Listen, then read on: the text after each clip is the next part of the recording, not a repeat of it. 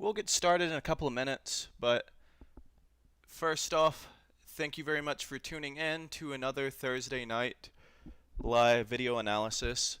The way it works, on my story a couple of times during the week, I'll post asking a handful of people to submit videos for us to go over live.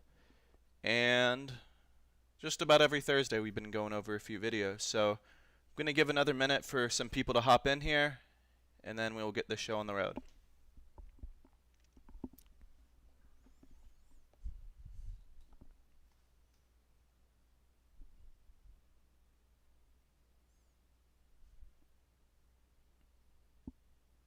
Alright, let's go ahead and get started. So, before I do the streams, I like to preface each of these by saying that the following video analysis is merely my opinion. There are different ways to teach technique. I'm purely sharing my own thoughts, but that isn't to say that other ways of teaching aren't valid. There are many different roads to success in this sport, so just keep an open mind. What I'm saying, it isn't fact, so that doesn't mean I'm automatically right and other people are wrong just because I'm doing this stream. So, alright, now that we got that out of the way, let's go ahead and dive right into it. And first, we are going to take a look at a lift sent in from Freida, who is an Australian native. So, let's take a look at it. In the format of this, I'll play the video over full speed one time. Then I'll share a couple of my thoughts. And while I'm sharing my thoughts, if you guys want to pop in and ask a question or two in the chat, feel free to ask. And I'll try to go through the comments after each video, if there are any, and answer them. So yeah, let's get the show on the road. So let's play this video first, and then I'll share my thoughts.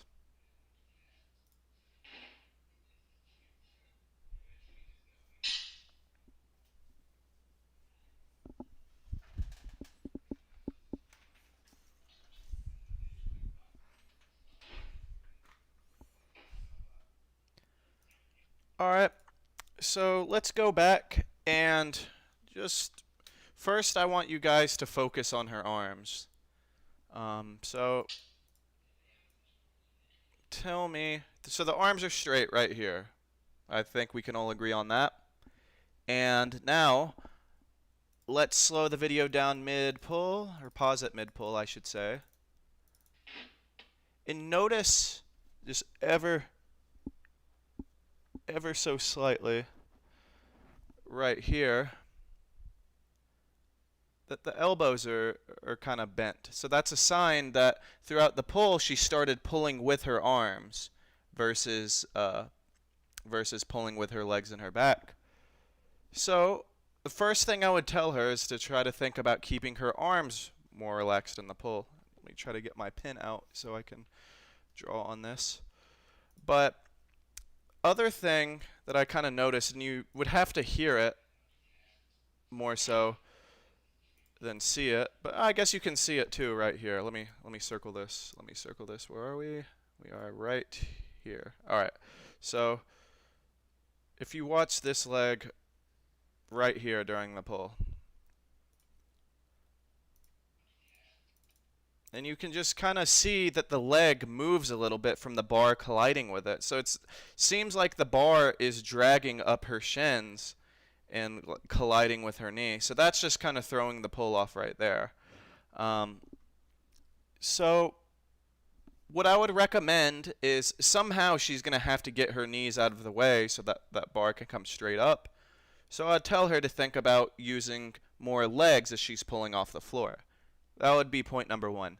Point number two, I would tell her to think about keeping her arms relaxed a little bit longer so that we can keep those arms from bending earlier than they need to. So see, you can see it more right there now, that it's a more of a bend right there, and look at how her wrists are kind of curled in right here too. So that's, both of those are indicators she's pulling with her arms. So yeah, so if you're watching this, the two things I would mention, one, try to use a little more legs off the floor. Two, try to keep your arms relaxed a little bit longer. And I'm just looking at the two names that I have written for the first two videos, and I apologize if I mixed your name up. I have one person from Germany named Freida, and then I have one person from Australia named Freida. So if I mixed your names up, I sincerely apologize. I'm well aware that Australia and Germany are two different countries. So it doesn't look like we have any questions for this first video, so let's go ahead and dive right into the next one. And this video was sent, I believe, from Freida. No. Okay, I think that last video was for I'm confused. Anyway, this is either Free or Freida, so one of the two. I apologize. But alright, so let's watch this video. Oh no, we have a miss. And it goes on a few seconds longer. I'll fast forward it.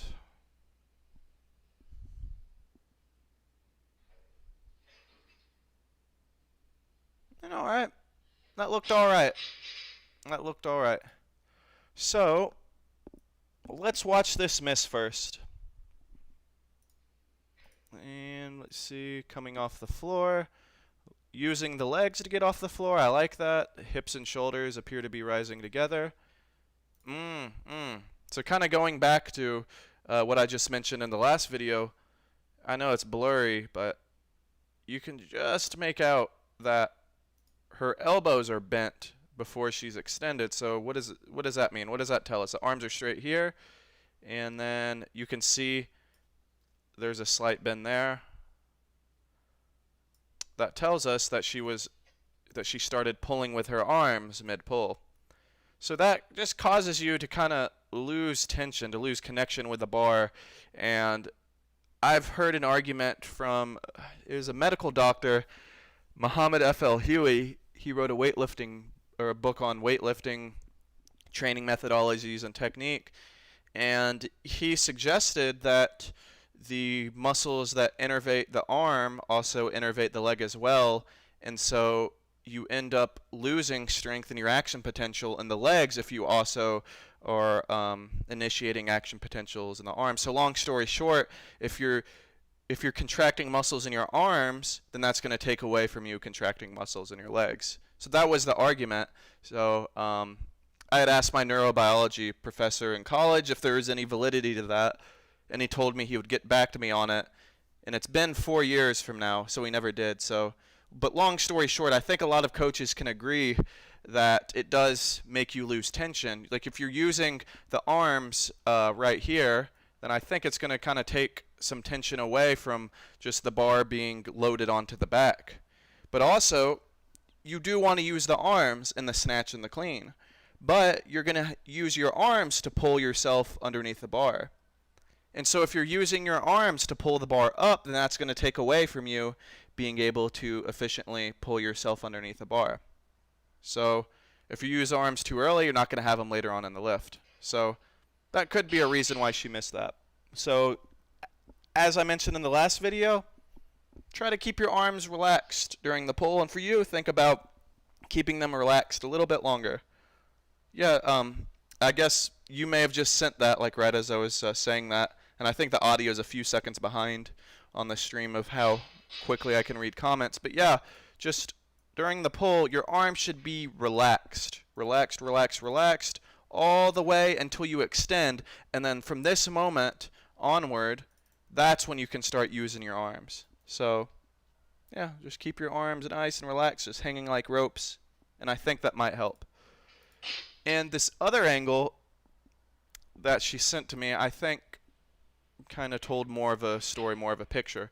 So I think so it isn't so much that her hips and shoulders don't rise together. I think they do. But just look at the overall posture of her back. Like if we were just to draw a line right here. I think you guys can see that. Maybe not. Let me draw in a different color. I think pink will work for you guys. It'll stand out in the camera. But so her back looks to be a little bit rounded. I would like to see it flat at the very least, if not a little bit arched. That'll facilitate the bar staying close to you throughout the pull, but it also pulls your body closer to the bar. The closer your body is to an object, the easier it is going to be to apply force on that object. So the more set you get your back, the closer that bar will stay, the more force you'll be able to put into it. So my recommendation, two things. One, think about keeping your arms relaxed longer, up until you extend and then right before you go under. Or as soon as you extend, once you start pulling under, that's when you use your arms. Two, focus on trying to get your back locked in, not just tight, but change the shape of it so it's arched. Not this rounded business right here. Oh, that's a bad drawing. What was I saying? Not this rounded business right here, but you want to visibly see the back with an arch versus being rounded over. Bare minimum, it needs to be flat, but preferably a little bit arched. So hope that helps. And I am not sure what language that's in. You'll have to translate for me. I only know a little bit of German and Japanese, so I'm sorry. So if we don't have any more questions, we'll move on. Alright, let's hop on to the next video. So this video is from, who is this from? This is from Alex, and Alex is from Greece. He sent in a clean and jerk, so let's take a look at it.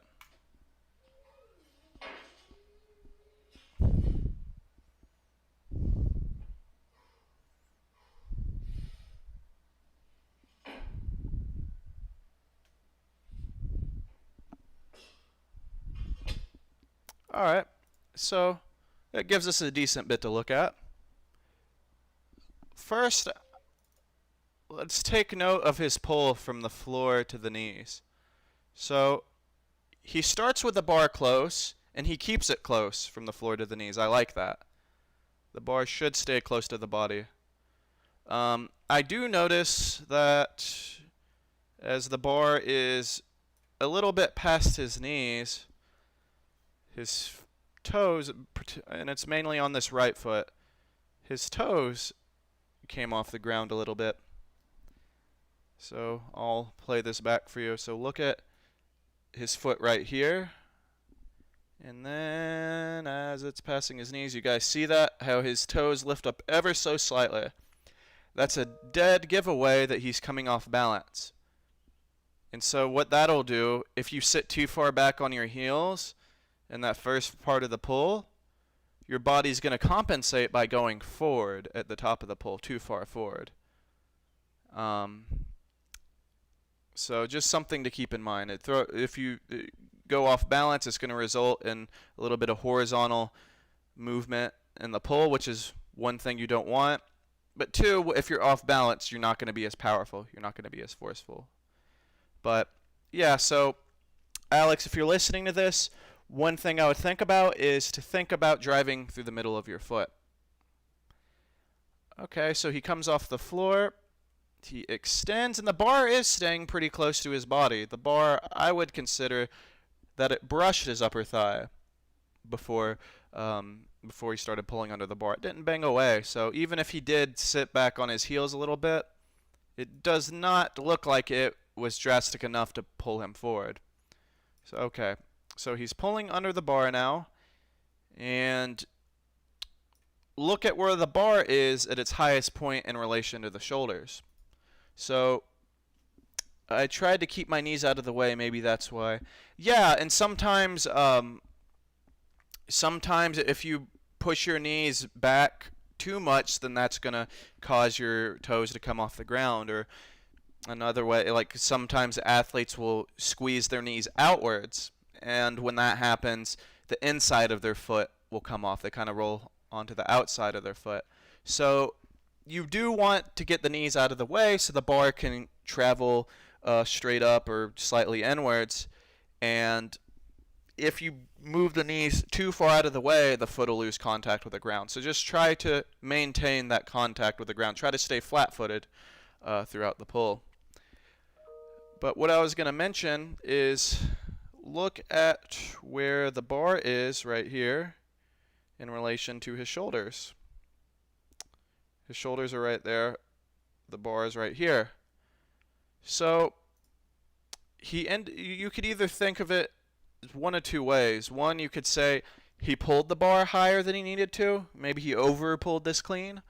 Or two, you could think about it, he pulled under too quickly, or he's just dropping under the bar versus pulling under the bar.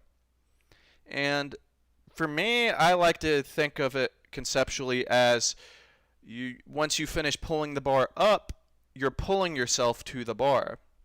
And so if this happens, if there's this separation, this clearance, this distinct clearance between the bar and the shoulder, that means you probably dropped under it quicker than you needed to. So Alex, and I see that you're here, yeah, think about pulling the bar straight to your shoulders. So we look right here. So okay, you extended. So the bar is at your hips right here, right? And so your goal is to get the bar from here to here. Or we could go to the frame. So you see where the bar is there, all right? And now look at where the bar is. I think this is a good shot. Yeah. So now the bar went from here to here, right? I want it to go from here to here because the path that it ends up taking, and I'm going to see this might work and it might not work. Yeah, so let's make a drawing real quick. All right. So a way you can think of it, say if we were just watching someone lifting from the side. It's like, say, right here. That's not going to work. All right, maybe. All right. So let's say this is a bar right here, right? And the bar, this is a bar path. And so say right here is when the bar contacts the hips and then it's traveling to the shoulders. So I would like for it to go from the hips just about directly to the shoulders. And what you did on that clean, a way you could conceptualize it is it went from the hips, then it went above the shoulders, then went to the shoulders. So just instead of that roundabout path where it ends up traveling this much extra distance right here, just have it go from the hips to the shoulders. Or another way you can think about it, you need to pull the bar up. Let me erase this. You need to pull the bar up to right here, and then your next objective is to pull your shoulders to the bar. And that you just pulled under the bar. So pull the bar up, then pull your shoulders to the bar.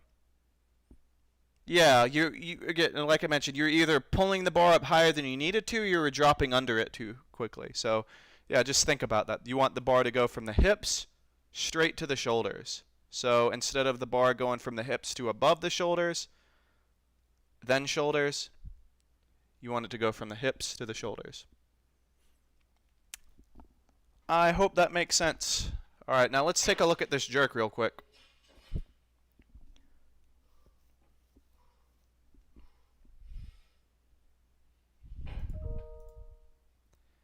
And so something I noticed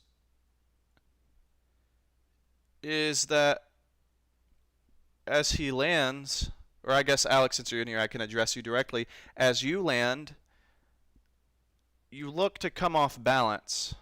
Like you could just see, you're wobbling in that split position, in that receiving position. And one of the first thing that jumps out at me is how your feet are landing. Now I like that your feet are pointed inward, like that front foot is slightly in, that back foot looks like it's pointed slightly in. But what I notice is it looks like your feet are converging, or your feet are coming inwards. And just to give you guys a visual what I'm talking about, Where is it? I'm going to draw a line right here. All right. So say if, I hope I can draw feet. Say if this was a foot and this was a foot in a jerk. So when you go into a split, you would like for the front foot, we'll just say this is the back foot. You would like for the front foot to about go straight forward and the back foot to go straight backwards. And now sometimes people will hop their feet a little bit wider, so it might like the feet might go wider, so it might look like this or something like that. But anyway, for simplicity's sake, let's say in a split, the bare minimum, the front foot needs to go straight forward and the back foot needs to go straight backward. So right here, right here. All right, so you guys can see that.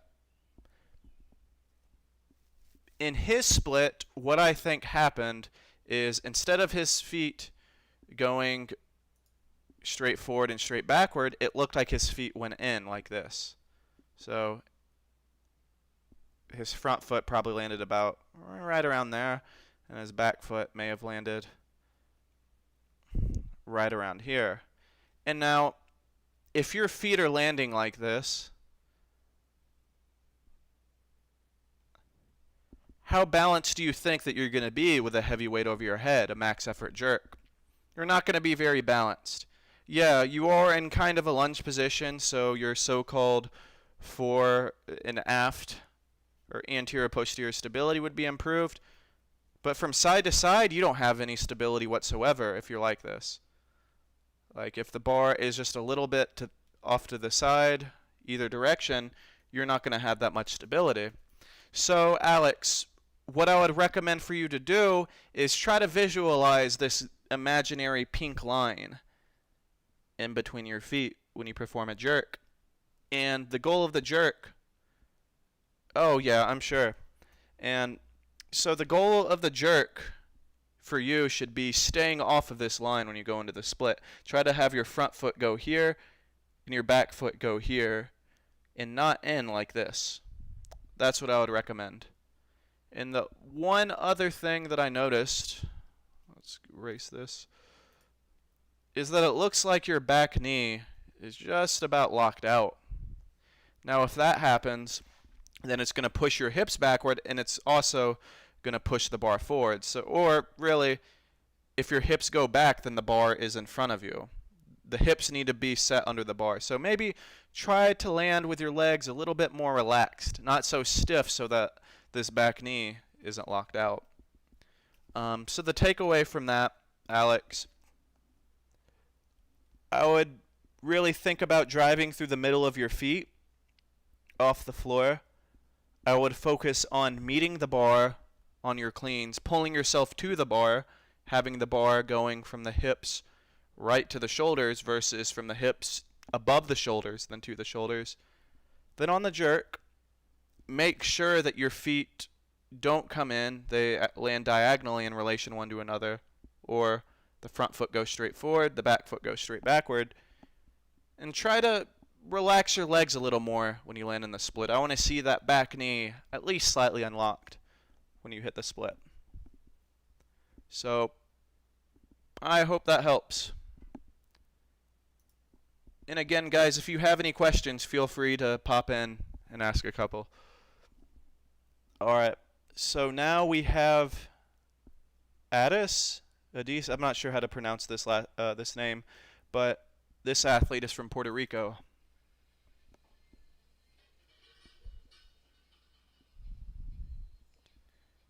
And I can't really see the feet on this jerk.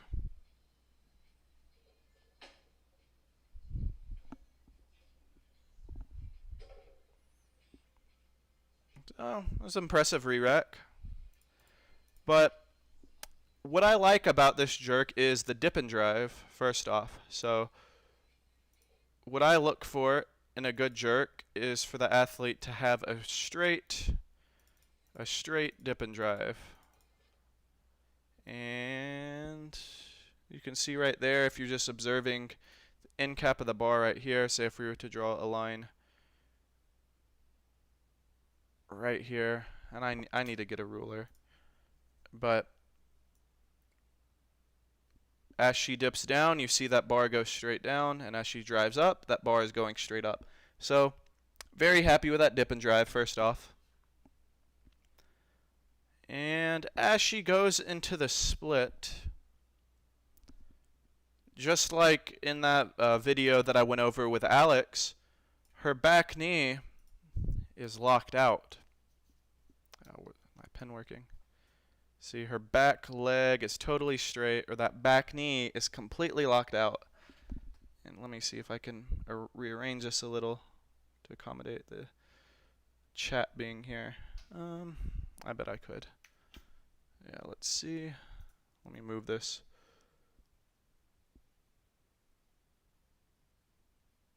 Alright, so you guys can see that better now. But yeah, so look, her back leg is completely straight. Her back knee is locked out. And so what ends up happening if your back leg lands straight, it kind of forces your hips to shoot back this way. And it causes the bar to be in front of her. So look, the bar is it's hard to draw from this angle, but you can see that the bar is like just slightly in front of her because her hips are back. Ideally, when you hit a split, you would like for the body to be stacked directly underneath the bar. You would like, say if this is the bar right here on this top circle, directly underneath that bar, you would like for the shoulders to be underneath. And then directly underneath the shoulders, you would like for the hips to be underneath and the back to be pretty straight. But you can see that this isn't the case right here on this lift. Her hips are about back here instead, and then her back is slightly, no pun intended, bowed back, and then her shoulders are right here, and then the bar is just slightly in front right here.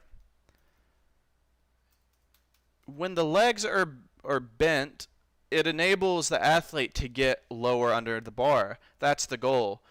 You're trying to drive the bar up on the dip and drive, and then the goal after the dip and drive is to get the body underneath the bar, to wedge the body between the bar overhead and the ground underneath.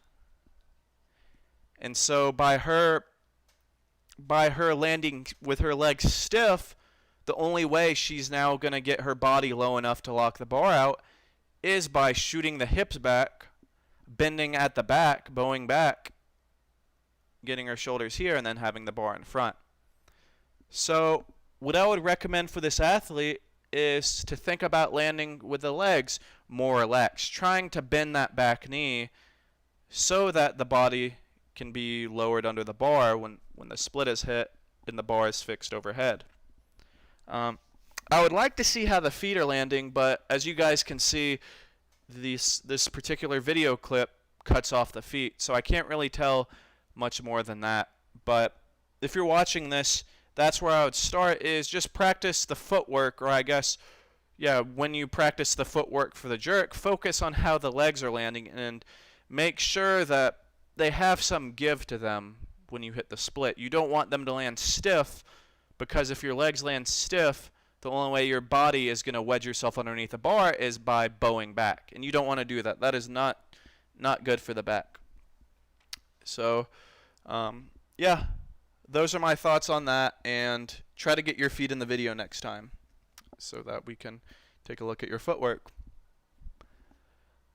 Whew. All right. Next video we have is from Gabrielle. Gabrielle is from the UK. And let me straighten this video out really quick. I had to change that last video around. Where are we? And that. There we go. All right.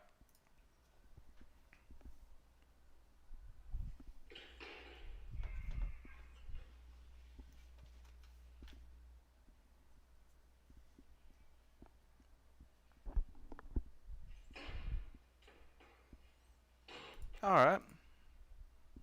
Thought that was a pretty solid lift. So, I like Gabrielle's start position. His back is nice and set. He's looking straight ahead. His shoulders are right over the bar. Strong start position. You get the start position right, chances are much higher to make the lift. But the one thing I notice is right off the floor, the bar drifts away from him ever so slightly. So if we were to maybe draw a line right here just to give a point of reference, I'll draw it closer.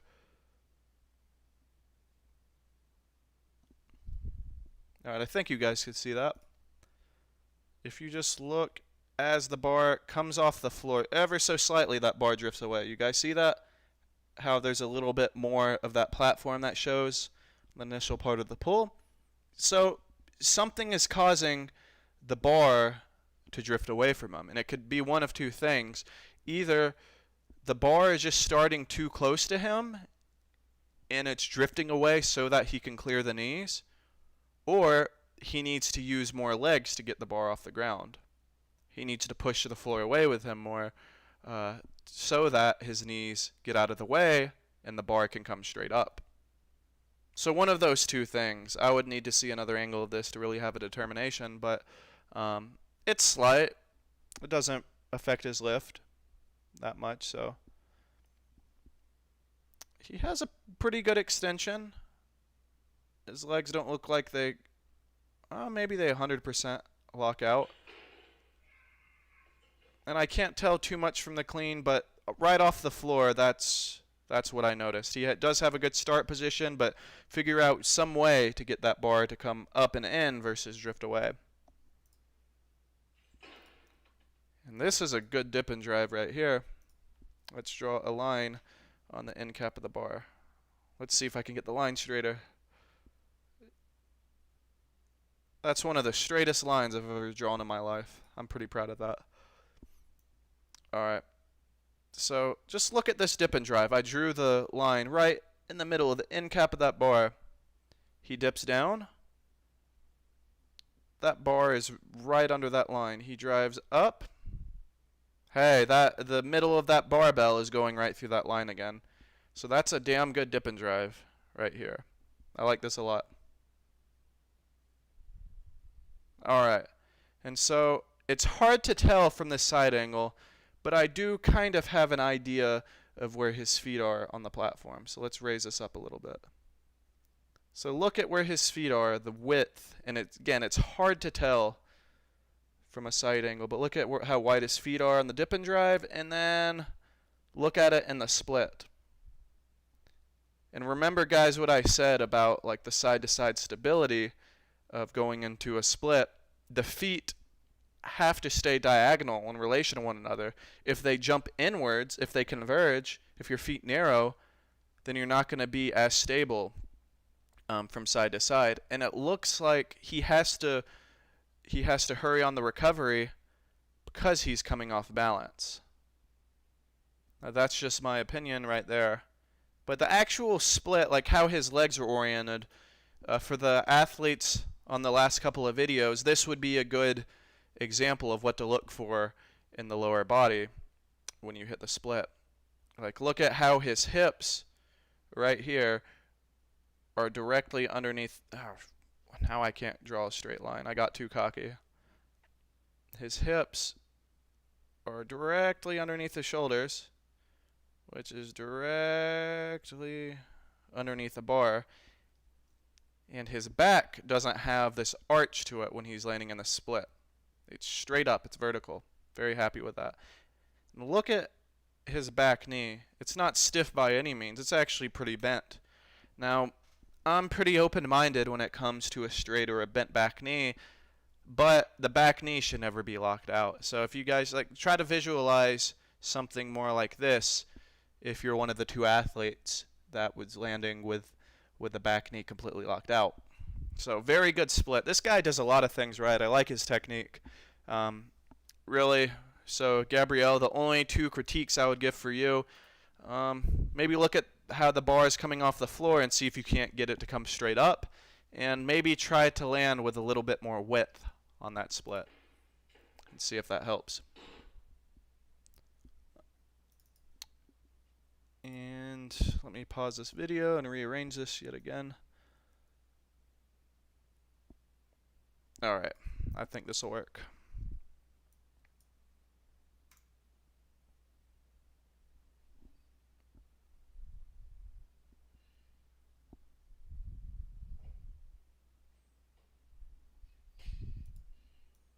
Alright, so let's look at her back angle. In her start position right here, right before the bar comes off the floor. I'm trying to draw a line and it's not letting me. There we go. So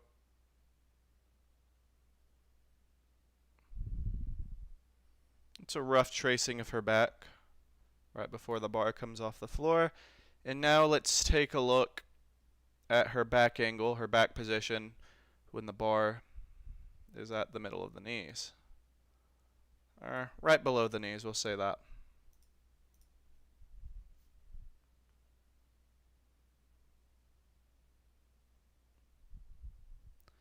Now what can you guys tell from that?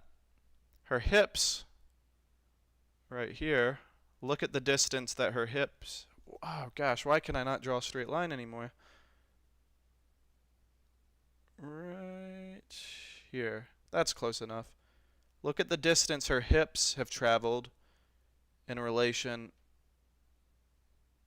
to the distance that her shoulders have traveled. So the takeaway from that, her hips rose much more than her shoulders did from the floor to the knees.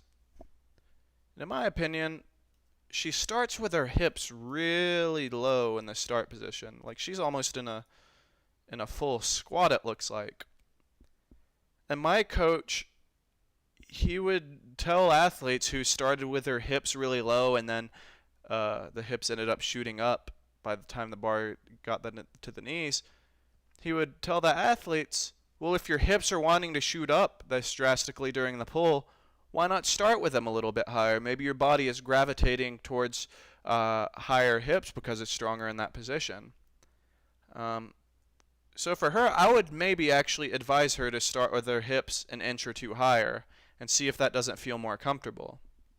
Again, because like she's almost in a full squat right here. Some coaches do teach for the hips to start really low, but I'm a believer that it depends on how you're proportioned. But yeah, so it's the first thing that I noticed. And as she extends, or as she's going into the power position right here, if you guys can see, she's wanting to go up on her toes a little bit early. So Abigail, for your clean, the two things I would have you think about is one, maybe raising your hips an inch or two in your start position, and two, trying to stay flat-footed a little bit longer during the pull. Right here was maybe about the last point that you would want your heels to be on the ground, and then as you extend, just as a byproduct of forcefully extending, your heels will come up. But right here, this may be a little bit too early, so try to stay flat-footed a little bit longer. Those are the two thoughts I have for the clean. One, raise the hips an inch or two. Two, stay flat-footed a little bit longer. Now let's take a look at this jerk. And I notice on this jerk, and let me try to lower this video a little bit. Yeah, right there. I notice on this jerk, she kind of pauses and comes forward at the bottom of this dip. You see, like I would prefer for a quick turnaround transitioning from the dip to the drive, and it kind of looks like she pauses, but also if you look at her feet, she's coming onto her toes at the bottom of the dip. That's a sign that your weight is coming forward, that you're shifting forward.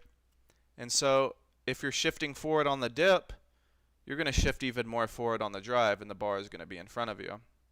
And as you can see right there, like look, you can look at where that shoulder is, or that arm is in relation to her head, that bar is in front of her. And her body is just kind of contorted in general to get under this bar. And hey, guess what? This keeps jumping out. This could be the theme for this stream, is straight and locked out back knees. So, yeah, Abigail, I guess my advice for you would be for the advice that I had for a couple other athletes on this stream for the jerk. Really, one, focus on being balanced on your dip and drive. Try to stay flat-footed during the dip, or else you're going to be pitched forward even more on the drive. But two, try to relax your legs a little more when you hit the split. You do not want that back knee to be locked out. That's going to do exactly what's happening to you right now, where your hips are back here. This is an extreme version, by the way. Hips are back here, back is bowed back, shoulders are right here, and then guess what? The bar is in front. So, yeah, those are my thoughts. All right. And we have one more video from Jamie.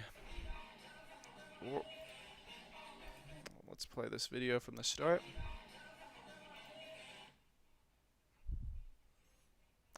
I think I recognize that gym. Looks like it's in a city called Marietta. So, these are pretty easy fixes, what I'm seeing right here. Let's start with the last part of the lift first. Alright.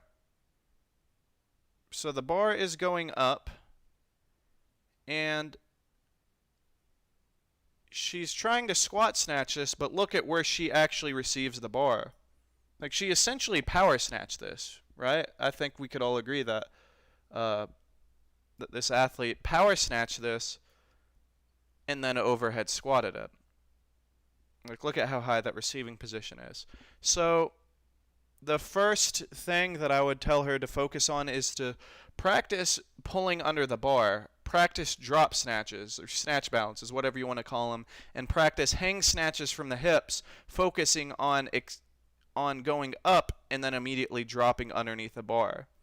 Like, she should be locking her elbows out maybe around here and then hitting the bottom of the squat versus catching the bar here, or really catching the bar here and then going down to the overhead squat.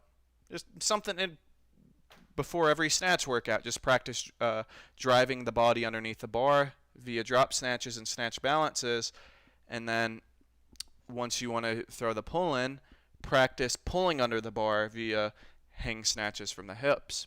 So objective number one, Jamie, we need to get you to learn how to go under the bar. Not power snatch and then overhead squat, but actually go under the bar. And the only other thing I'd mention is focus on being balanced during the pull. You guys recall that I mentioned with Alex's video earlier that his toes were coming up off the ground, and that was a sign that he was coming off balance. Well, I noticed that Jamie does the same thing right here. Just take a look at this foot in particular. And look that before she starts pulling, her foot is flat, and then as she starts pulling, her weight shifts so far back towards the heels that her toes come up off the ground. So, two takeaways, Jamie. One, need to learn how to drop under the bar, and then need to learn how to pull under the bar. Very simple, very straightforward. Two, focus on being balanced. Focus on driving through the middle of your foot during the pull. Whether you're snatching, whether you're cleaning, you cannot go wrong being balanced. Now, if you're pulling a heavy deadlift, that's completely different, because you're going to have a heavy weight in front of you, so you are going to need to be sitting back more. But this is probably like easily half your body weight. You could stay more on the middle of your foot. So, yeah, those are the two takeaways. Learn how to go under the bar, and stay balanced. Stay on the middle of your foot. And yes, I'm actually going to start uploading these to my Instagram TV, I guess is what it's called. So yeah, I'll post it as soon as the stream is done. Do you guys have any questions before I sign off for the night? I'll stay on for another minute or two, and then I need to go take a nap.